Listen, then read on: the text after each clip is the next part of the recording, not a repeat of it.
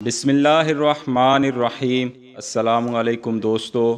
نزہۃ المجالس میں ایک بڑی خوبصورت روایت نقل ہے کہ جس میں ایک گونگی عورت نے 3 انبیاء کو اپنے امتیوں کے ہمراہ آگ پر سے گزرتے ہوئے دیکھا۔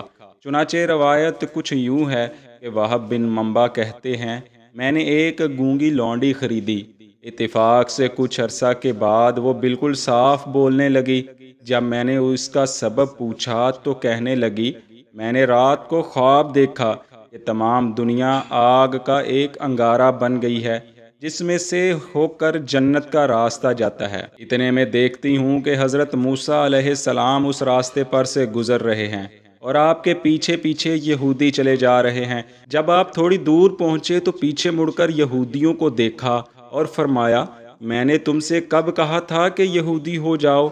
یہ سن کر وہ سب کے سب دائیں بائیں آگ میں گر گئے۔ پھر عیسیٰ علیہ السلام تشریف لائے اور آپ کے پیچھے نصارہ کا غول تھا۔ آپ نے بھی اس موقع پر پہنچ کر پیچھے مڑ کر فرمایا، میں نے تمہیں کب حکم کیا تھا کہ نصرانی بن جاؤ؟ یہ سننا تھا کہ وہ بھی دائیں بائیں گر پڑے۔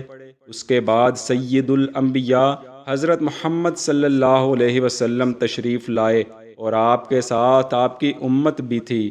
آپ نے ان کی طرف متوجہ ہو کر فرمایا، میں نے حکم کیا تھا کہ تم خدا پر ایمان لاؤ، سو تم نے میرے حکم کی تکمیل کی اور ایمان لے آئے۔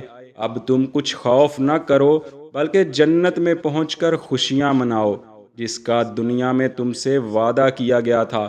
چنانچہ یہ لوگ آپ صلی اللہ علیہ وسلم کے پیچھے پیچھے گزر گئے یہاں تک کہ جنت میں داخل ہو گئے، لیکن میں 2 عورتوں کے ساتھ دوزخ کے کنارے پر کھڑی رہ گئی۔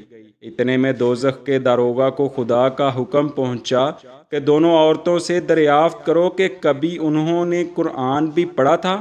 ایک فرشتے نے ان سے پوچھا تو دونوں نے کہا، ہم نے سورہ فاتحہ پڑھی ہے۔ پھر حکم ہوا کہ تم دونوں بھی جنت میں چلی جاؤ۔ بس میں وہاں اکیلی رہ گئی تو یہ منظر دیکھ کر جاگ اٹھی تو میری زبان صاف صاف بولتی تھی، اب میں ٹھیک ہوں، میرے آقا مجھے بھی سورہ فاتحہ پڑھا دیجئے۔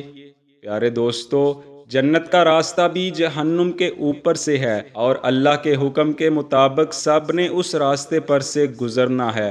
کافر تو اس راستے پر سے گزرتے ہوئے دائیں بائیں گر جائیں گے، مگر پیارے آقا صلی اللہ علیہ وسلم کے غلام جب اس راستے سے گزریں گے تو آپ صلی اللہ علیہ وسلم کی دعا اور محبت ہمارے ساتھ ہوگی اور آپ صلی اللہ علیہ وسلم اپنے غلاموں کی سلامتی سے گزر جانے کی دعا فرماتے ہوں گے۔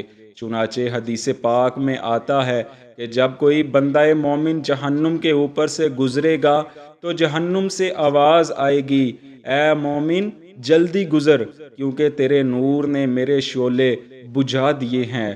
دوستو، مومن کا یہ نور نور ایمان ہے اور نور ایمان اسی کے دل میں ہوگا جو صحیح معنوں میں اللہ اور رسول صلی اللہ علیہ وسلم کی تعلیمات پر عمل پیرا ہو کر زندگی بسر کرتا ہے۔